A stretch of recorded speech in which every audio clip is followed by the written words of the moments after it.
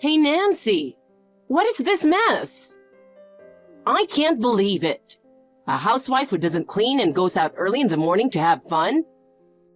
Are you getting this message?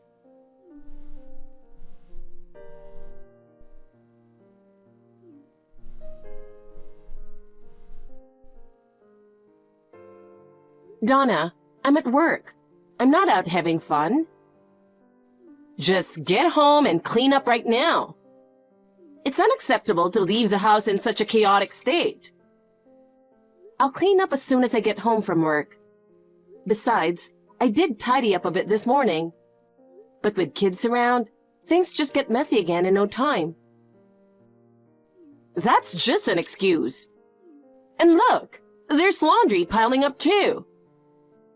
I plan to take care of it tonight. Are you saying you won't be back until tonight? You know I have to leave the house early for work, right? It's impossible to finish all the chores in the morning. Housework should be done first thing in the morning.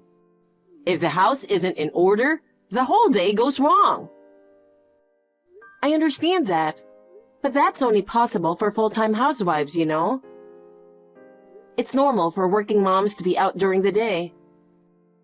Doing housework at night has become more common. A wife's first priority should be housework, not her job. If you can't keep up with it, you should just quit your job. That's not an option. Housework isn't just for women. And actually, Ted helps out too. Letting him do housework? You're a disgrace as a wife. And I bet dinner tonight is going to be store-bought food again, isn't it? Honestly, unhealthy meals every night? You're really hopeless. Store-bought food? I rely on them maybe 2 or 3 times a month, but I mostly cook myself. Don't lie. You can't fool me just by putting them in different containers. I even checked the fridge earlier. It's obvious those are from the store. Donna, why do you hate store-bought food so much? They're expensive, too salty, and bad for your health. Serving that to your family? It's proof you don't care enough. But Donna, they're a lifesaver for working moms. I know homemade is best, but when things get too busy, sometimes you just have to rely on them. But having them almost every night? Absolutely not. I told you it's not every night. Plus, they've gotten better lately, and they're more balanced too. If you've got money to spend on that, why not save more instead? I don't think we need to worry so much about that. I'm working too, you know. We're managing just fine together. By the way, did you enter our house without asking again? Checking our laundry, peeking in our fridge. Could you please stop doing things like that? How dare you ask me that? This is my house, so I can do as I please. That defeats the purpose of living separately. What's wrong with checking on where my son lives? Anyway, please don't come into our place when we're not home. And if you plan to visit, let us know in advance. Giving orders to me? Why did I end up with such a defiant and selfish daughter-in-law? Disaster! I'm going back to work now. What? I told you to come back immediately. Even you, who's never worked, should know that's impossible. This is exactly why I was against Ted marrying a woman who doesn't stay home. The neighbors might even gossip that he doesn't earn enough, so you have to work. The only stay-at-home wife is the one who lives 2 doors down. Oh, I forgot you were a stay-at-home wife too, sorry. You're being sarcastic. Are you mocking stay-at-home wives? I'm not mocking anyone. You think working and earning money makes you better? Ugh, this is why you don't care if the house is neglected. That's not it. Every family has its own solution, so it doesn't matter whether the wife stays home or works. No one these days looks down on a working wife. Now I really have to get back to work. Wait, Nancy? Gotta go. Wait! What about the cleaning? The laundry?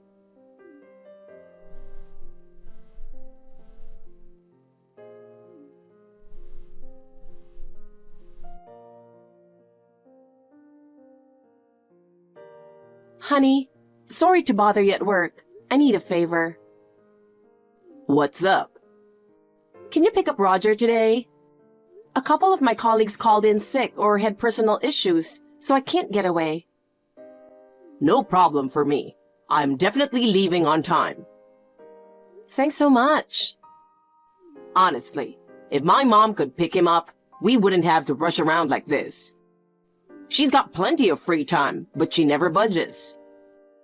Yeah, she insists it's my job. No matter how much I ask her, she just won't do it. By the way, I got a message from her. Did you guys argue again? She sent me, "You wouldn't want to eat store-bought food every day, right? Make your wife quit her job." She's always quick when it comes to stuff like that, huh? So, what's this about? I'm not sure either. For some reason, she thinks I'm serving store-bought food for dinner every night. She keeps telling me to stop because it's expensive and unhealthy. She lectured me about it again this morning. What the heck? You always cook from scratch. Like she's one to talk. She sneaks food from her fridge, and then she complains about you? Exactly. There have been so many times when I've had to cook dinner all over again, because she took what I made early in the morning. I'm really sorry about her. Even when I try to talk to her, she just won't listen. It's okay. It's not your fault. I just can't understand what's going on in her head. Me neither. I'd like to change the lock on the door, but I'm sure she'll make a big deal. Yeah, and she does dote on Roger despite everything. Oh, by the way, can you reserve his birthday cake? I was planning to stop by the bakery with him after picking him up today. Oh, right. His birthday party is this Saturday. Ask him what he wants and tell the staff when you place the order. Got it. Leave it to me. Sorry for asking so much, but thanks again. No worries. Good luck with your work. Nancy, I told you over and over that store-bought food is not okay. But you clearly don't listen at all. It's Saturday, and since I knew you'd be home today, I decided to do a thorough house check. Only to be shocked by the amount of pre-packed food you've got. Are you working today too? You must be. Using work as an excuse, you're skimping on cooking again, even on a Saturday. And fried chicken, of all things. Such an unhealthy choice. Just because Roger loves it doesn't mean you should feed him such greasy food. And what's this potato salad? It's drenched in mayonnaise and way too high in calories. This is definitely bad for Roger's health. And why is there a huge cake? How could you give him something so sweet? What kind of food education are you giving them?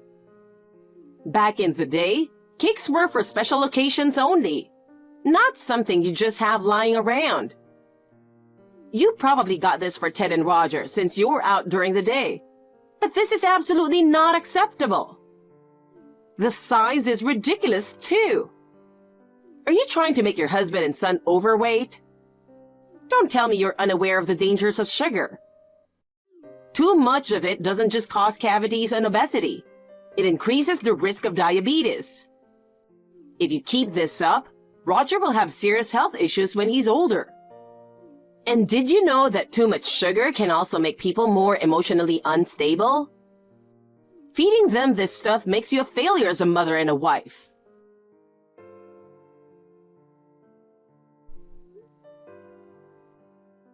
Donna, answer the phone. What is it, Nancy? Aren't you working today?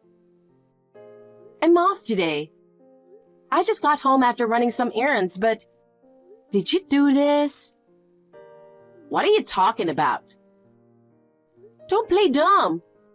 What on earth happened in my kitchen? All the food and the cake I prepared are gone. Oh, that! What was that awful half-hearted cooking? We know store-bought food is terrible in both taste and nutrition. I couldn't let my precious son and grandson eat that garbage, so I threw it all out. Oh my God, you threw it out? I felt bad wasting it, but it was for the sake of Ted and Roger. This is outrageous. Whose fault is it? You should be ashamed, feeding your family bad food every single day. I've had enough. Come over to my house right now. I'm going to teach you how to cook properly. And while we're at it, I might as well show you how to clean and do laundry from scratch. Today is going to be a full day of training for you as a daughter-in-law. Donna, did you forget what day it is today? I have no idea. Whatever your plans are, they don't concern me. Now hurry up and get over here. Are you enjoying making your grandson cry? What do you mean? What's this got to do with Roger? You really forgot. I'm sure I told you about it. What are you talking about? Enough with the chatter. Just come over here. I'm too stunned to say anything more. I'll leave the rest to Ted, so you can discuss it with him. Wait. How dare you talk like that without admitting your own faults? Mom, we need to talk. Oh, Ted, I was just about to call you. Okay. Ugh, listen to this. Nancy was planning to feed you and Roger store-bought food, even on the weekend. She really is a hopeless woman. The food you threw away was prepared for Roger's birthday party. What? Even the cake. He went to the bakery himself and ordered it. He was so excited about it. Roger's birthday? Yes. That fried chicken and potato salad, he specifically asked for that. Nancy got up early this morning and made them from scratch. Wait, they were homemade? Yup. She could have bought fried chicken, but she insisted on making it herself for Roger. She carefully controlled the oil temperature to get it crispy. And the potato salad was packed with Roger's favorite ingredients, made in a healthy way. Mom, it's awful that you just threw away such a carefully prepared meal based on looks alone. But And that's not all. The cake wasn't just any cake. It was an original design made just for Roger. Original? Yeah, he came up with the design himself and told the bakery what he wanted. That bakery is known for using high-quality ingredients. They don't use any additives. They keep the sugar low, and they focus on the natural flavors of the ingredients. Nancy wanted to order from them because she knew it'd be a healthy option. Oh my God! I didn't know! Didn't you notice anything on the cake? Well... It said happy birthday on it. Oh! The actual birthday is the day after tomorrow, but we plan to celebrate today with his close friends. Nancy's parents are also coming over, so while the three of us went to pick them up at the airport, you threw everything out. Oh no! Nancy put her heart into making those meals for Roger, and now it's all ruined. And he was so looking forward to that cake. I completely forgot about his birthday. How could you forget your only grandchild's birthday? He's inconsolable, you know. No, but still. I had to throw the food away. Nancy's always buying store-bought stuff. So I assumed this time was the same.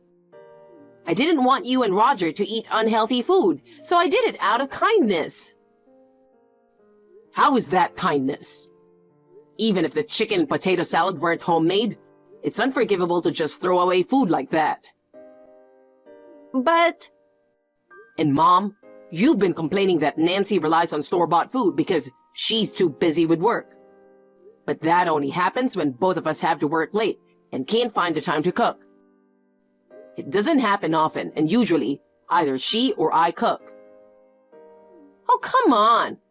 I've checked the leftovers in your fridge from time to time, and they all look store-bought.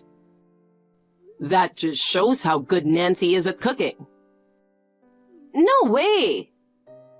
Didn't you know? Her family runs a popular restaurant that's hard to book. She has a chef's license, and right now, she's working in the kitchen at her brother's restaurant, which he opened as an extension of the family business.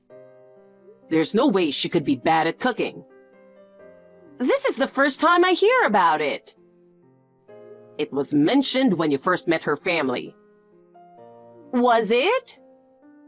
You should have at least remembered the name of the restaurant. You've never been great at listening to people. And it's the same with Roger's birthday party. I'm pretty sure I reminded you multiple times that we were celebrating today. And another thing, why do you treat food so carelessly? Cooking isn't just about making food.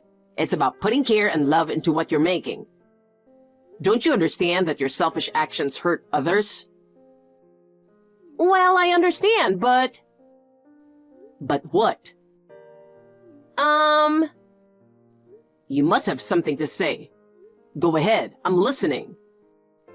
Well... I guess you have nothing else to say. Well, it's time to end this living arrangement. No, what are you saying? Neither Nancy nor I can live next door to you any longer. But if you move away, Roger will be sad. He loves me. You don't have to worry about that. Why not?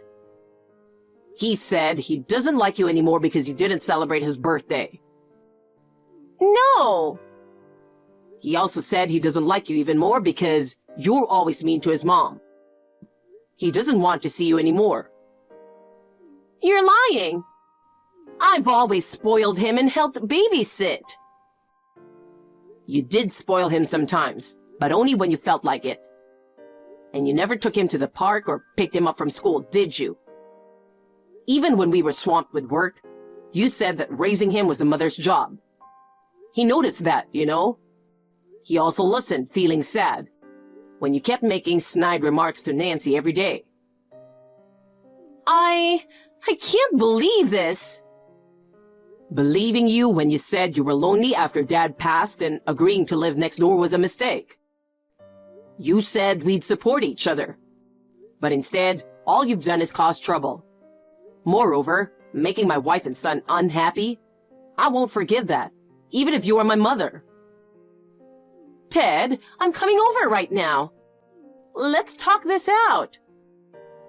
Don't come. Why not? You'll only embarrass yourself if you do. What? We have Roger's friends and their moms here for the birthday party. Nancy's parents too. Oh. Everyone's upset and disappointed with what you've done. Especially Nancy's parents who work in the food industry. They're furious. And some of the moms here know you well. Don't embarrass yourself any further. It's humiliating for me as your son. No. Please, Ted. I'll apologize to Nancy and Roger. Please, don't talk about moving away. Ted! Donna kept persistently calling both Ted and me, but we turned off our phones and ignored her. We rescheduled and had a fun celebration for Roger's birthday later on.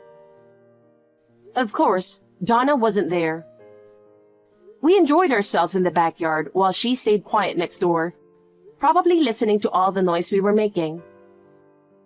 She eventually started crying to us, apologizing frantically, asking for forgiveness, and begging us not to abandon her because she didn't want to be alone.